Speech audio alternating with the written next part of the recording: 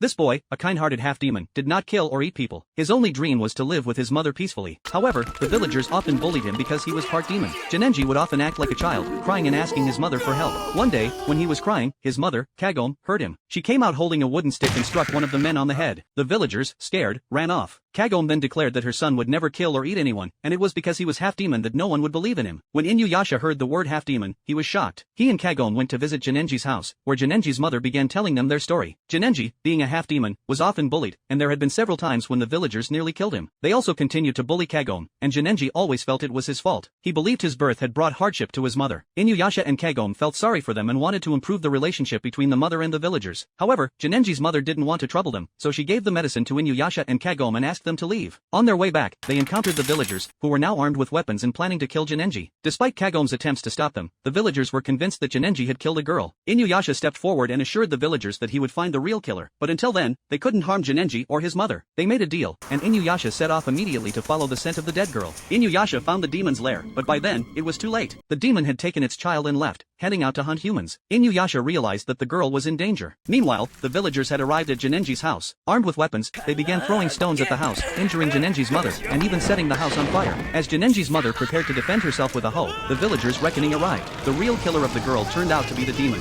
The villagers, terrified, fled. The demon, carrying larvae, was now ready to devour people. Kagome quickly ran back into the house, grabbed her bow and arrow, and shot at the demon. Although she hit it, the attack had no effect. The demon knocked Kagome away with its tail and prepared to eat her. In this critical moment, Genenji ran out of the house. Upon seeing everything, his demon nature exploded, and he punched the demon in the mouth. However, the demon didn't die immediately. It coiled its tail around Genenji's neck, choking him. Genenji's mother was frantic, and Genenji told Kagome to run, explaining that if she died now, he would have nothing left to live for. Kagome, feeling heartbroken, couldn't believe that her simple acts of kindness had caused Genenji to be willing to sacrifice his life for her. She had always treated Genenji like a friend, showing normal care and concern, things Genenji had never had before. This moment deeply moved Kagome. Just then, Inuyasha arrived in time. Kagome immediately called out to Inuyasha to save Genenji, but Genenji's mother pleaded with them not to intervene. They needed Genenji to fight the demon on his own. Inuyasha understood the situation and turned to stop the fleeing villagers, determined to show them Genenji's true strength. Inuyasha shouted Genenji's name, and in an instant, Genenji's pupils turned red. He tore the demon's tail apart and used his strength to embrace the demon.